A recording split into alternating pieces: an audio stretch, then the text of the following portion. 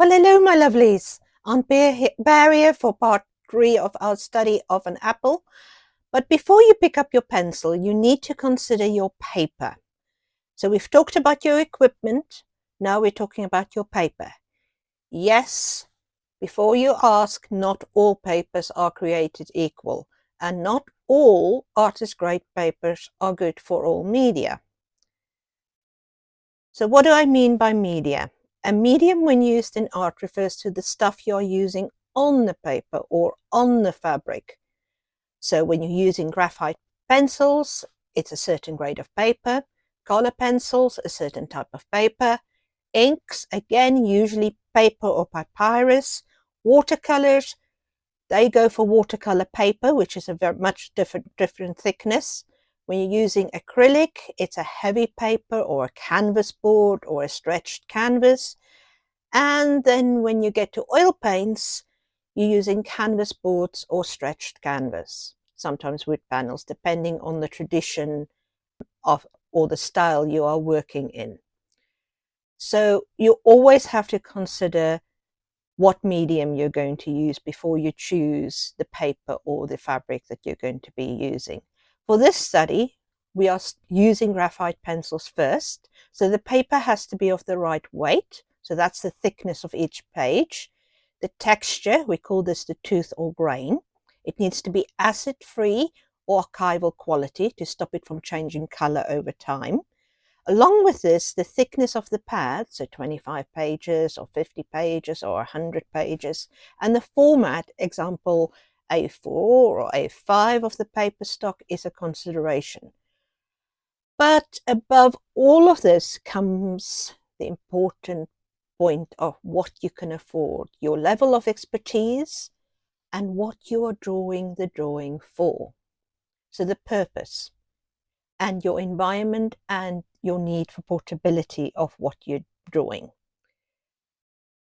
Drawing is a long-term hobby, and it can be a great stress relief over many, many years for you. But if you spend too much money on it in the beginning when you're building your skills, this can end frustrating you and possibly frustrate you to the point that you give it up. So spend your money wisely.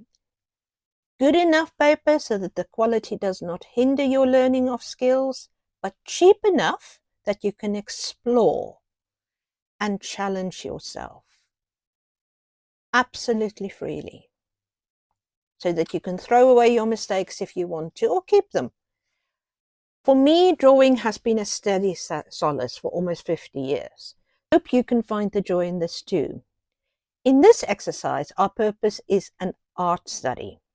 As you know, we are going to study this apple over multiple exercises and media. I use a relatively cheap drawing pad of A4 size for art or skill studies. This means I can draw my emotional starting view of the apple in the middle. I leave a space for the final drawing, then thumbnails all around it, and next to my emotional first draft, I can then draw a view of my subject I have decided on that will then transfer to the next medium that we're going to be using. The whole page then becomes your memory aid from when you move on to other media with your subject. First, a quick aside, though. Object and subject in art can be quite confusing.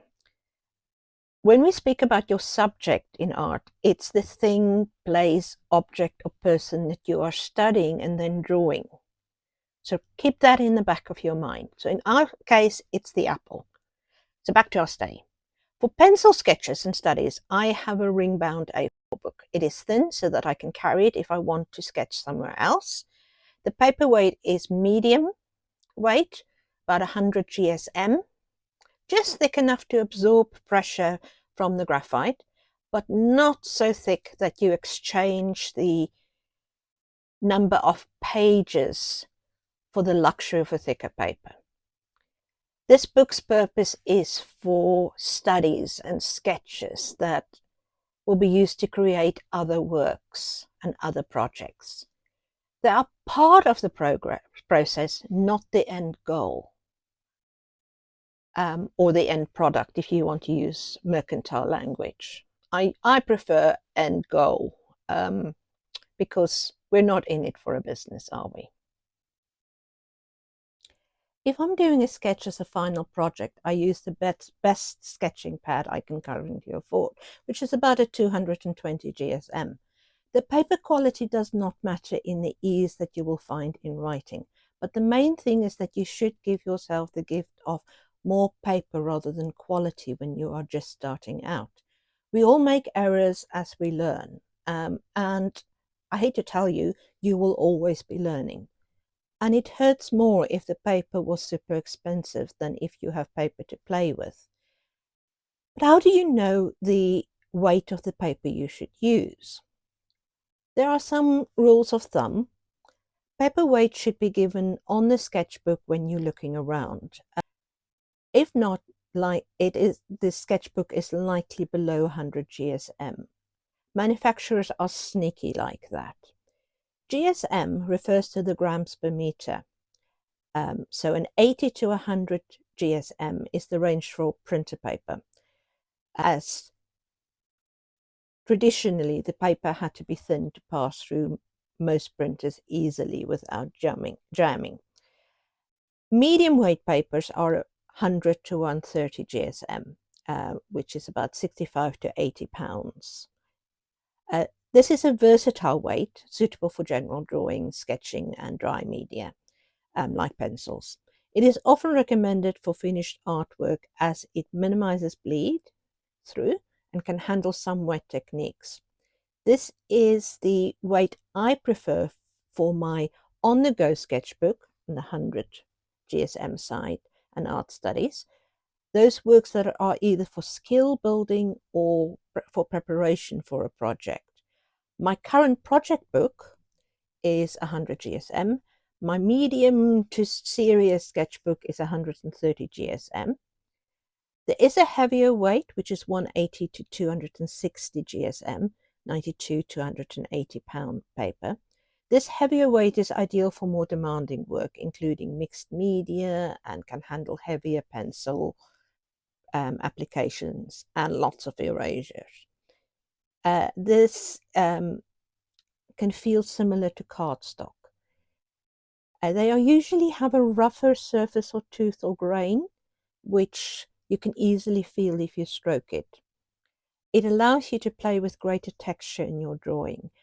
I only currently have one sketchbook on the go in this range, and I only use it for a project when I know I'm going to frame it for sale, or if it's for a commission, or for a friend. I sometimes use it for hand-drawn cards. Mostly my watercolor papers also fall in this category. It's hovering on the edge of being board rather than paper. The heavier than 260 GSM papers in this range are generally used for painting, as they can withstand the application of wet media like watercolor or acrylics. Again, mostly my best watercolor papers will fall in this class. I don't tend to use them for acrylics. I prefer stretch canvas. But getting back to our project, and this is really important, the only real advice I would give at the beginning is to avoid the printer paper if you can.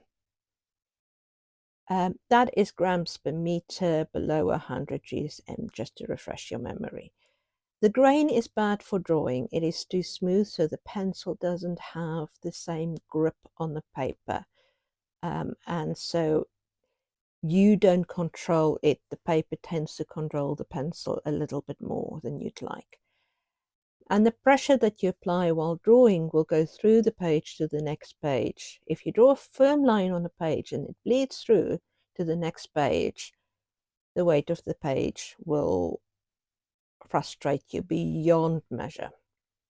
And you will end up having to discard pages or use them for scrap. So that's why I give the advice. However, having been poor, I can tell you there's some workarounds for this. and we'll get to them in a second. So the workaround I've learned the hard way. For a long time, I earned my crust by being a registered nurse. And as a fallback career, it's a very good idea when you're an artist at heart. But nurses do not earn high wages, even if there's always work for them. So I have had times in my life when printed paper was what I had to draw on. And the workaround is quite simple. You take the back cardboard of a very good sketchbook or notepad and you place it between your pages, always underneath the one you are currently working on. This will absorb the extra pressure and give you the illusion of a greater weight page. It is not perfect, but then no workaround can ever promise you that. But it is better than the alternative. However, once you've gained a certain proficiency or skill and you have a little bit of spare cash, you can move to better paper. Or not, your choice. There is a certain joy, however, in the sensation of your hand on the high GSM page with the right grain to it. And I hope you will be able to find that pleasure. At the beginning, you have to draw and draw and draw to develop your hand-to-eye coordination. One of the reasons I suggest you start with the immersion into one subject is this repetition. Doing it over and over and over again helps you grow skills. The apple is what I return to when I haven't drawn for a while. For example, during the COVID pandemic, I worked every week, multiple nights in a row on the front line on COVID units as a registered nurse. On COVID units, respite cancer care and nursing homes. There was no energy left for me to draw, even though I would have spiritually done very well if I had drawn. After the COVID pandemic, complex PTSD kept me away from drawing for a couple of years. So I have recently been refreshing my skills because I have gained a few students that I'm teaching. But back to choosing your sketchbook. Most stationery shops will have what is sold as artist grade sketchbook. And these are usually very good starter books. They usually fall in the 100 to 130 GSM range. And I've gone through too many of these in my life to count. And their backing cardboards are great shock absorbers if you look at the workaround earlier. So just a hint. In most countries in Europe, you can access online stores like Temu and Amazon. No, I am not going to say any of this. On Temu, you can find packs of 3 or 5 of these for much lower prices than high street stores. Do check your paper weight carefully, however, as some of them will be 80 GSM. The other problem is that you do have to possess your soul in patience while you wait for delivery, which can be a few weeks. Amazon and other shops online will charge more and deliver within days, so match your budget and your patience. They do tell me patience is a virtue, but I am still very much working on that one myself. When I want it today or tomorrow. I hope you've enjoyed this talk about paper and that it leaves you in a better position to start drawing. I hope you will join me for when we actually start drawing. That is the next part, I promise. We've got our pencils, we've got our paper, now we're going to start drawing. Love from Aunt Bear, and see you next time.